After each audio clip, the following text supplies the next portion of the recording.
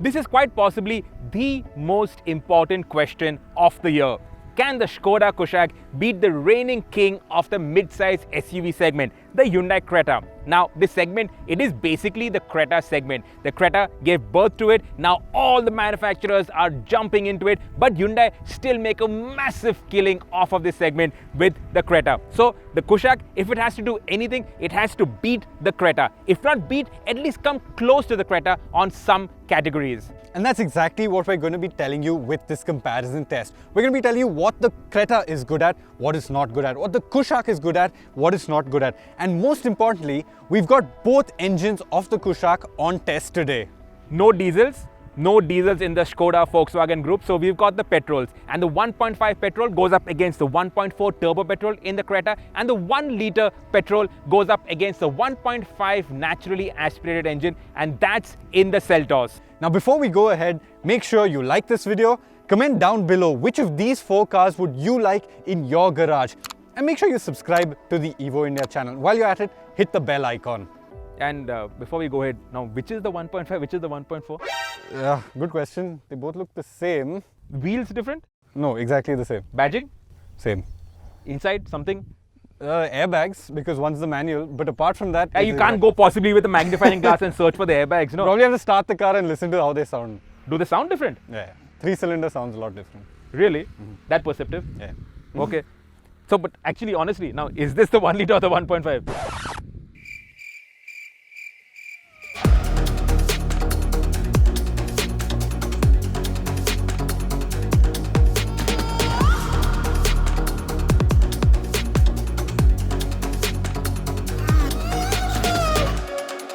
We've talked enough and more about the Kushaq styling, so we won't get into it. Safe to point out that it is a very good looking mid-size SUV, and the grey is the 1 liter and the silver is the 1.5. Both are in the top end style trim, and visually really nothing differentiates the 1 liter TSI from the 1.5. Both also run on the same 17-inch alloy wheels.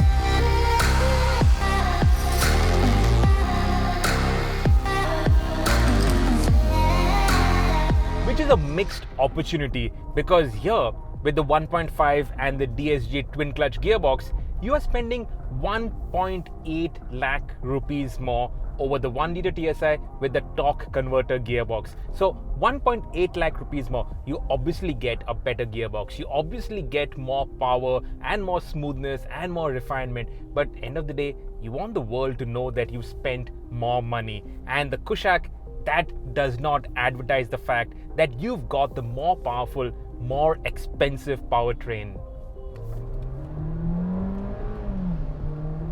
But the minute you put your foot down, well, that's clearly evident.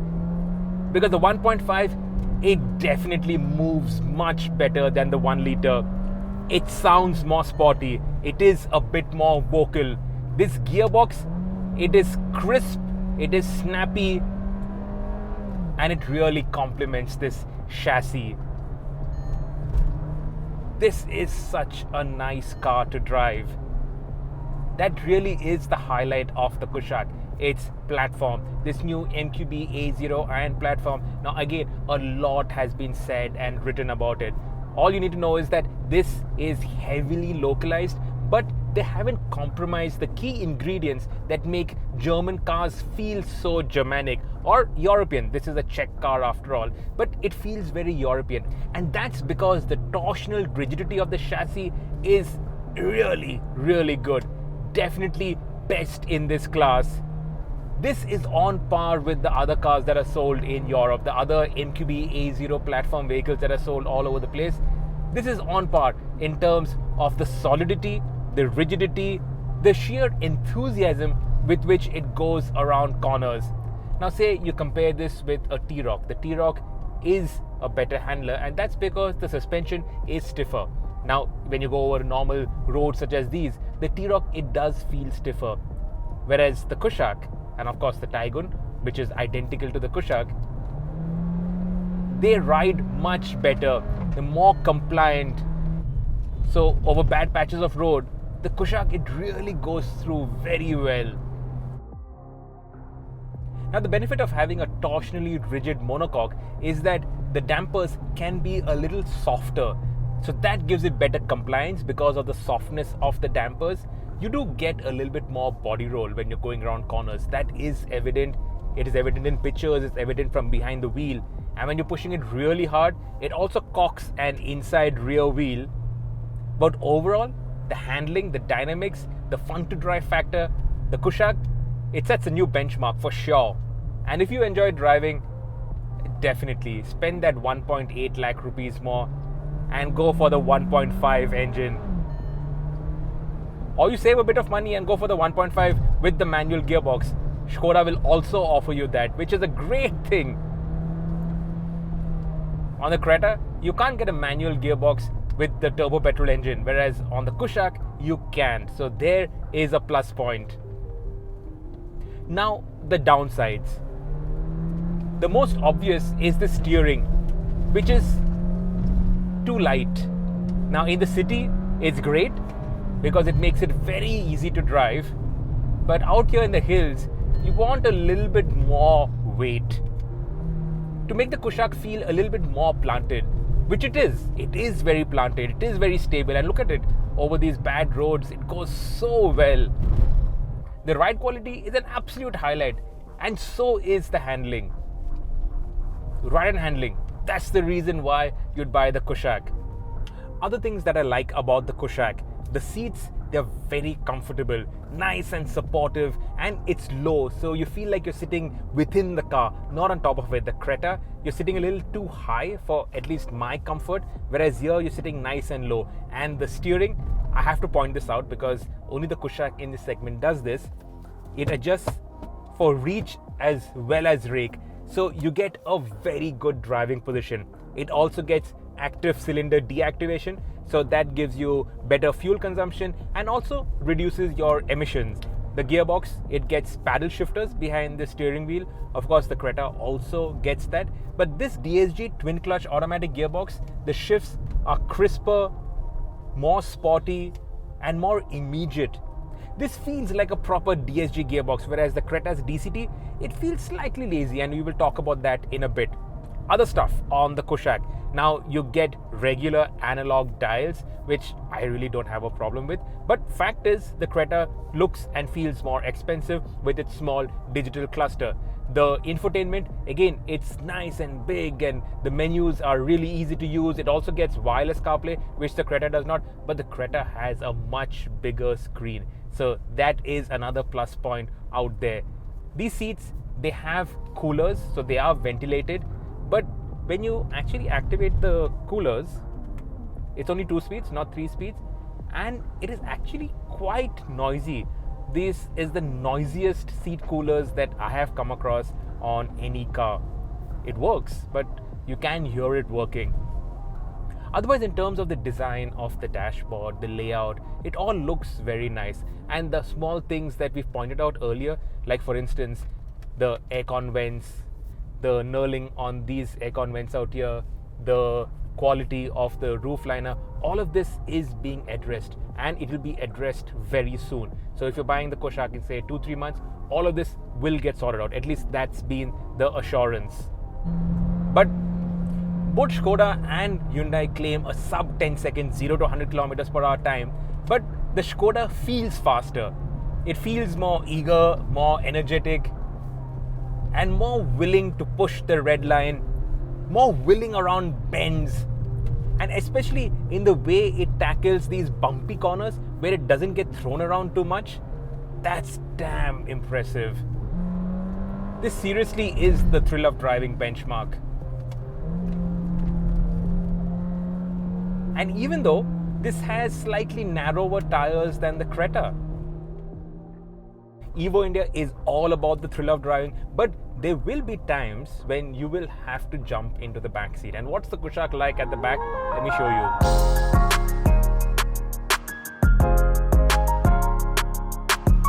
So when you're not flinging the Kushaq around bends, you will be getting into the back. And this is the space that you have at the back with the driver's seat adjusted to my driving position. So there is 2-3 inches of free knee-room, which is actually more than enough.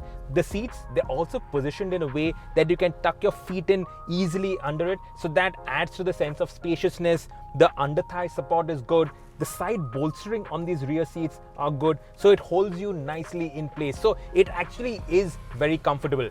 The Kushaq has the longest wheelbase in this category, and definitely that makes a difference into the amount of space that you have. But there is a downside, and that is this is not as wide as its rivals.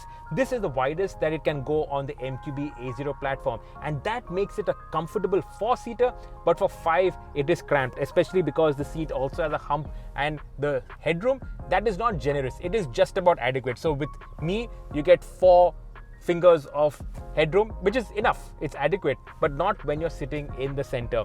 Other stuff that I have to point out: the front seats, they're leather seats and they're ventilated. The rear seats, they're not ventilated, but these are leatherette. This is not leather, so it does feel slightly different to the seats up front.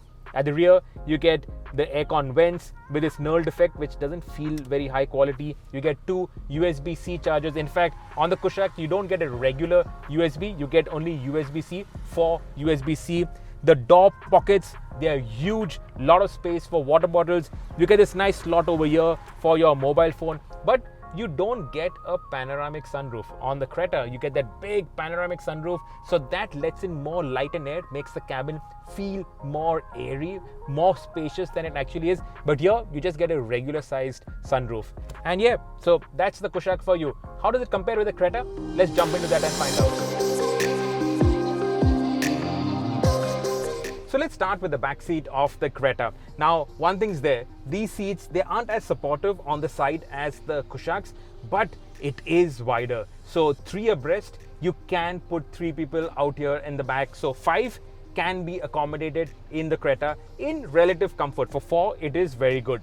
In terms of knee room, actually, the Kushaq has slightly more free knee room than the Creta. So here it is 1.5 inches or so, whereas in the Kushaq it was almost 2-3 inches. The Kushaq, you can also slide your feet under the seat a little better, not as well in the Creta. Though that said, there is enough space. I'm just talking about the additional free space. What you do get on the Creta, this huge sunroof, so a very airy cabin. This turbo, it gets all black interior, so it looks a bit sporty with the red accenting, which looks cool. It gets an air purifier, so that's a good touch. Also, the seats feel a bit more comfortable. You get these soft cushions, which are very nice on a long drive to rest your head. It is very nice. You also get these sun blinds. So in terms of equipment and features, the Creta, it definitely outscores its main rival.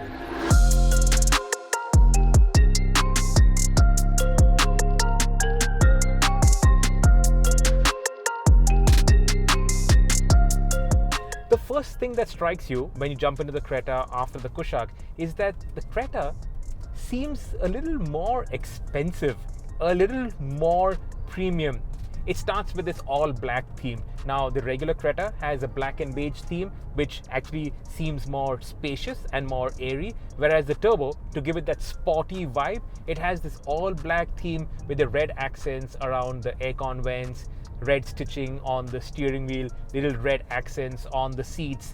The seats, they feel wider, a little plusher, not as supportive as the Kushaqs, but more accommodating if you have a wider frame. The steering wheel, it has a fatter diameter and actually feels a little more sporty to grip. The seats, they don't go down low enough, so it feels like you're sitting slightly on top of the car, not within the car. I would have liked it to go down a little bit more. And the steering, it only adjusts for rake, it does not adjust for reach. So on the Kushaq, you do get a better driving position, but the Creta is wider. Now, we spoke about how wide it is at the back and you can seat 3.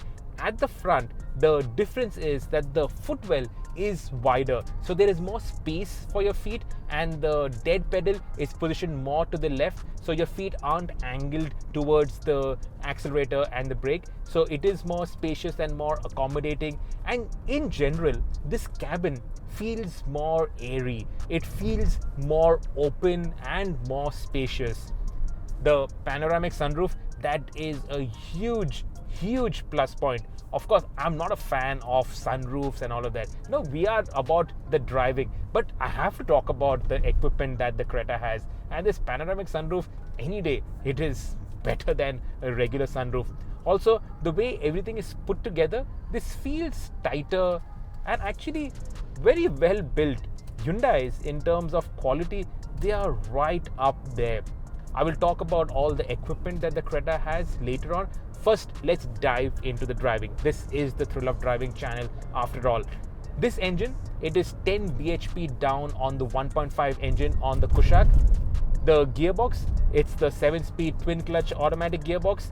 The torque, it is slightly down, 8 Newton meters down on the 1.5.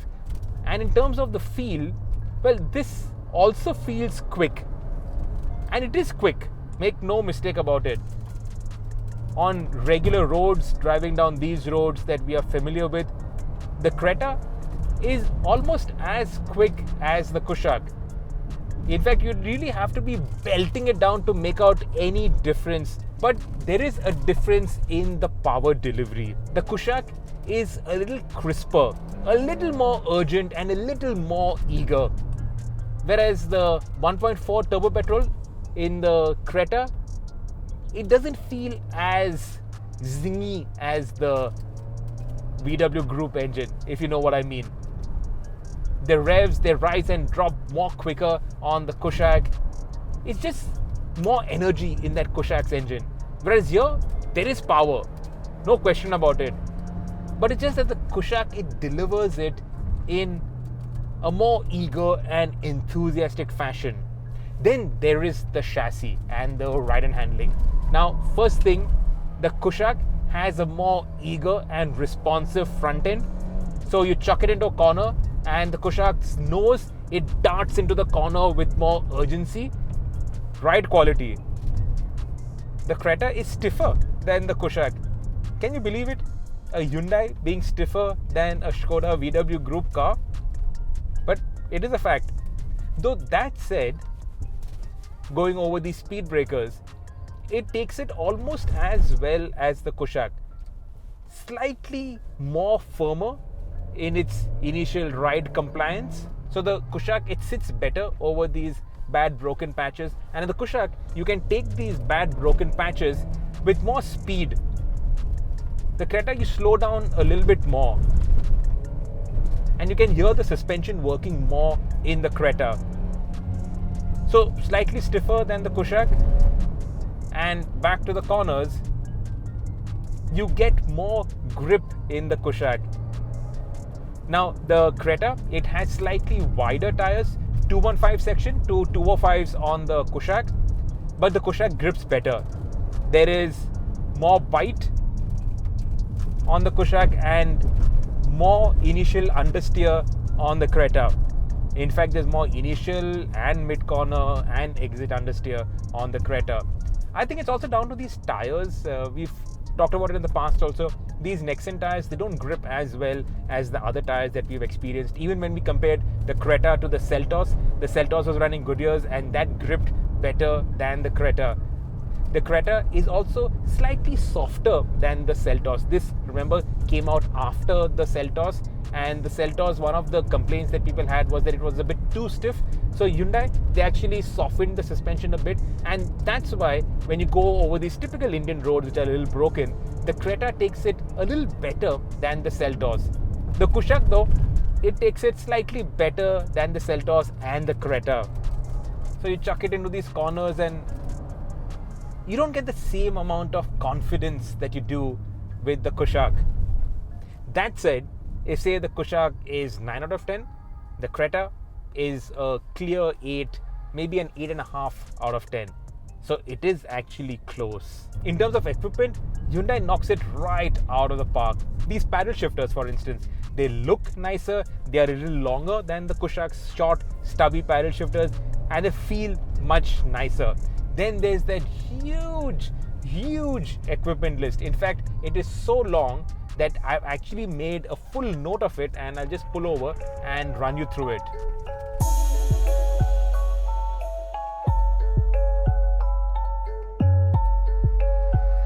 So I got it all written down out here. So let's start with the sunroof. Massive sunroof. The rear, it gets disc brakes to the Kushaq's drum brakes. This 1.4 turbo, it is also visually differentiated from the regular Creta. On the outside, it gets a blacked out roof. The wheels, they are of a different color. You get these exhaust tips. Everybody else, they don't even have exhaust tips, but here on the turbo, you get these exhaust tips, and of course, that red accenting all over. What else? The inside equipment. Now the screen, it is a wee bit bigger than the Kushaq, so there really isn't much in it. But you do get a 7-inch digital cluster, so that is there, and that is one step up on the Kushaq. You don't get wireless CarPlay on the Creta, that's why it's connected with the cable, whereas on the Kushaq you do get wireless CarPlay. But on the Creta, you get this air purifier, you get more connected car features. Skoda, they say that the only features that you actually need are there on the Kushaq, but fact is that the Creta does have more features. It has this SOS button. You also have the Blue Link, the call center, so you can call the call center, ask them to push maps onto the car. It has inbuilt maps, the Creta does. Wireless charging is there on both the cars. Seat coolers are there on both the cars, but the Creta, it has a 3-stage fan for the seat coolers, and even on the 3rd stage, it does not create as much as a racket that it does in the Kushaq. So that is a good thing. What else is a good thing that I made notes out here? Bose. It's got a Bose sound system which sounds really good. The Kushaq sound system also sounds good, but the Bose on this, it sounds kick-ass. Then it also gets driving modes. Now, these driving modes are honestly a gimmick because it's not going to give you any more traction when you're off the road or anything like that, even though it has sand and mud modes. It doesn't really make any difference. But you do get a sport mode which quickens up the engine responses and the gearbox responses. So that is there. It is a feature, and I have to tell you about the features. Even small things like the reverse parking camera. The quality of the Creta's camera is better, and also the camera uses more of the space on the screen, so you can see the things behind much better. So that is another plus point. The Seltos, the plus point on the Seltos is that it has a 360-degree camera, whereas on the Creta, it only has the camera at the back. And also, everything that I'm talking to you about the Creta also holds true for the Seltos, except for the panoramic sunroof. Everything else that is there on the Creta is also there for the Seltos, so that is applicable. So yeah, I think I have covered more or less everything. And also, in just the general way things are put together, it does feel very nice. There is a reason why the Creta is the bestseller in this segment, and that's because it is a very good mid-size SUV. It also looks visually bigger than the Kushaq, and it feels bigger than the Kushaq.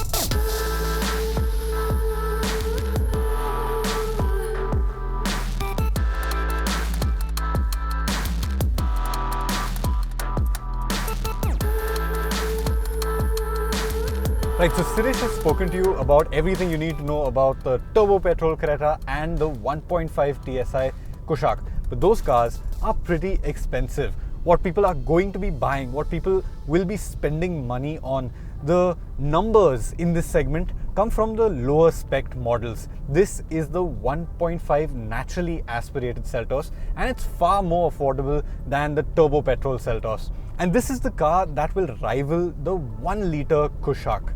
Now, Suresh has covered pretty much everything with respect to features, with respect to ride, handling, and with the Seltos and the Creta, they're very, very similar. It's 19-20 ka farak. It's really, really close, even the features bit.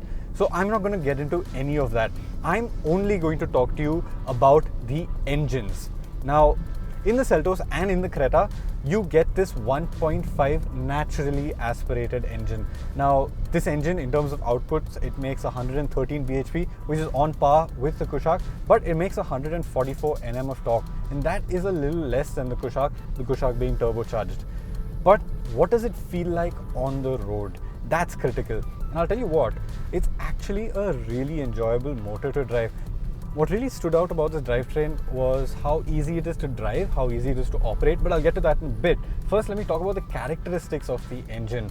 It's a typical NatAsp engine in that it's very smooth, very refined, buttery. When the revs arrive, it's extremely creamy smooth. There's barely any vibrations in the cabin, barely any noise. It's very well sorted.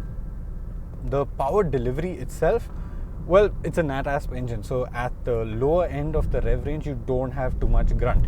You can still drive it around comfortably if you're not asking too much. So if you don't want fast overtakes, or if you don't want to be driving it too aggressively, you can keep it under 3000 RPM. It will be very comfortable. You shift smoothly, it doesn't make too much noise, you go about your business like a regular day. But if you want to drive it aggressively, you've got to start ringing it out. You've got to rev it all the way out to the 6,500 red line. It does make most of its power and torque. Peak power and torque comes in very high. And again, that's typical of these nat-asp engines. But the flip side of that is it's very, very smooth, very refined, and very enjoyable to drive. It's actually surprising. I thought it would be a little bit out of breath in the Seltos, but honestly, it's not. Obviously, it's not as fast as the 1.4 turbo. That is much, much more punchy. But this is not out of its depths, that's for sure. Now coming to the bit where I said it was easy to operate, and that comes down to a number of things. Firstly, the clutch is very light, very easy to use. So in traffic and all, you don't have to bother about it too much. It's extremely light. It's not going to hurt your leg in any way. The transmission is also very smooth, so it doesn't have too much resistance. You don't have to work it too hard to get it into gear, and very simple and easy to operate. Very light, that's the critical bit. And then there's the fact that it is naturally aspirated, and naturally aspirated engines honestly are a little easier to drive than turbocharged petrol engines, because you don't have to wait for boost, you don't have to judge the turbo lag. There's nothing of the sort. You just get it into gear and you drive, and it's linear, it's smooth. You don't have to worry about any of the things that come with a turbo, like when it's going to go on boost, or when do you need to keep it on boost to get an overtake. Nothing. Just get it into gear, overtake. You don't have enough grunt, downshift. Super simple, super easy to operate. For people moving up from Marutis, from smaller naturally aspirated engines, 1.2s, this is a familiar experience. The driving characteristics of the engine are very familiar, and that's good. It means there's a smaller learning curve when you get into a car like this, and it's just easier to drive. There's another thing that's actually working in the Seltos' favor, at least on paper, and that's the fact that it is a 1.5 compared to the 1 litre on the Kushaq. Now, a lot of people believe that the bigger the capacity of the engine, the better it is. That's not necessarily true. For example, the Kushaq's 1.0 TSI actually makes more torque and a similar amount of power. So on paper, the Kushaq is actually more powerful, but people see 1.5 automatically in their heads it's better than a 1 litre. It doesn't matter that the Kushaq has an award-winning 1 litre TSI engine, it's one engine of the year, all of that, irrelevant. The fact that this is a 1.5 means it's better, and that's the way the Indian customer thinks. It's not a very evolved form of thinking, but that's the way the market works, and that's why these cars continue to do well. And in that sense, the Seltos does have some draw over the 1 litre in the Kushaq. When people are going to put down their money, they'd rather put down money on a 1.5 because it just feels more substantial than a 1 litre. In their heads, mind you, in their heads. That's critical.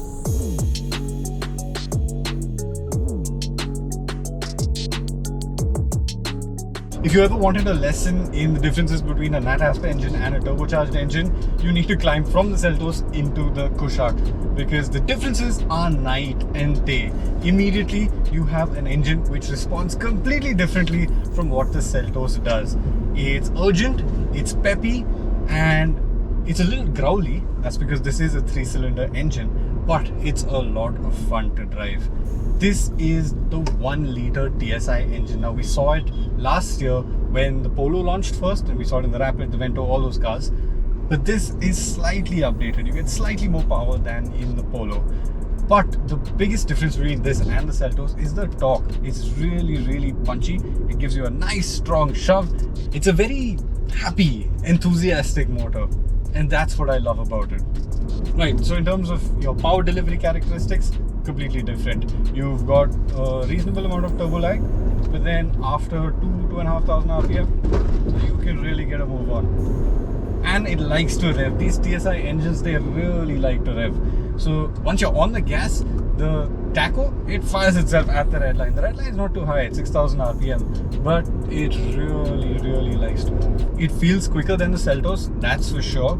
It's got more of that low down grunt. The Seltos takes its own sweet time to pick up speed, get the revs up, and then deliver some amount of punch. The Kushaq from the get-go is punchy. So As long as you're in boost, you've got go. And that's really, really nice. It's really fun. Does the engine have any downsides? Well, it is a bit noisy. Now, I don't know if this is a downside. It would be to some, it wouldn't be to others. I don't think it's a downside because it actually makes a very pleasant sound. But that said, there are people who want a quiet, refined engine, and this is not that, because this is a 3-cylinder. It has that irregular firing order, and you can hear it inside the cabin as the revs rise. The transmission, it needs a little bit of work, so it's not as effortless as in the Seltos. You do need to give it a little bit more muscle when you're shifting through the gears. The clutch as well, it's a little heavier, and that may not be nice for somebody who's looking for primarily a city car, because it does take a little bit more out of you. Other things you need to watch out for: when you let off the clutch in first, right, it tends to creep a little bit faster than you're used to. Now, this is something we said when we reviewed the Polo for the first time as well. This engine just creeps a little bit faster than you're used to in, say, a naturally aspirated car like the Seltos. So that's something you have to recalibrate your driving to. It's not a con, it's just something you have to get used to before you get comfortable in the car. That aside, the 1.0 TSI is just so much fun. It's also worth talking about the transmission. Now, the 1-litre engine, 1-litre TSI, comes with a torque converter gearbox, not the DSG like the 1.5 does. And again, I wouldn't complain too much, because at least what we've driven off the torque converter in the Polo, in the Rapid, is really, really good. It shifts quickly, it's aggressive, and it can indulge your sporty sides. So you won't miss the sharp shifting DSG if you get a torque converter with your Kushaq. But the difference between this and the Seltos is that the Seltos gets a CVT. Also, the 1.0 Kushaq gets an automatic in both the Ambition, that's the mid-spec variant, and the style variant. So if you don't want to splurge on the fully loaded style, you can get an Ambition spec automatic. Something that's worth mentioning before we head out to the conclusion is the safety. The Kia Seltos, it's got a 3-star crash safety at the global NCAP. The Kushaq, well, it hasn't been crashed yet, so we wouldn't know exactly how much it would score. But you can make an informed guess, and my guess would be that it would crash well, because this is based on the MQB platform. It's been Indianized, but Gurpratap Boparai has on multiple occasions said that the torsional rigidity has not been toyed with, the strength of the chassis has not been toyed with, and it's also stiffer than the Polo and the Vento. So that should bode well for the way it crashes. Now, the exact crash test, we're gonna have to wait and watch. But it's worth mentioning that safety is paramount in these cars.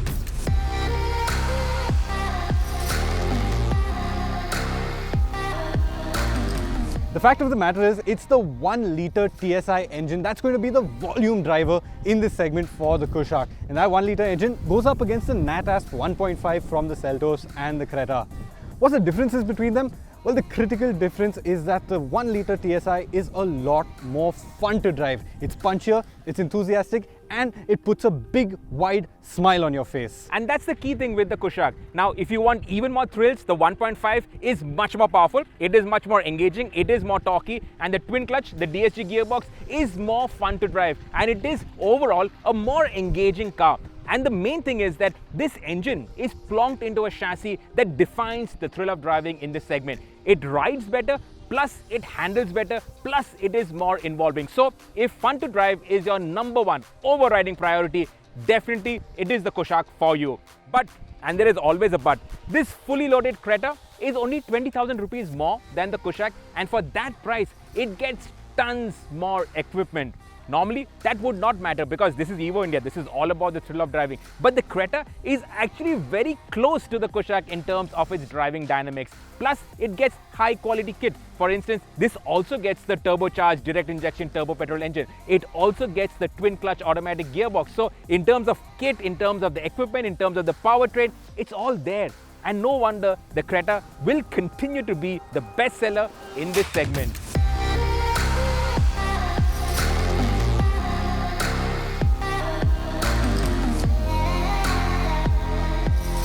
Subscribe to the Evo India channel and hit the bell icon to keep pace with the thrill of driving.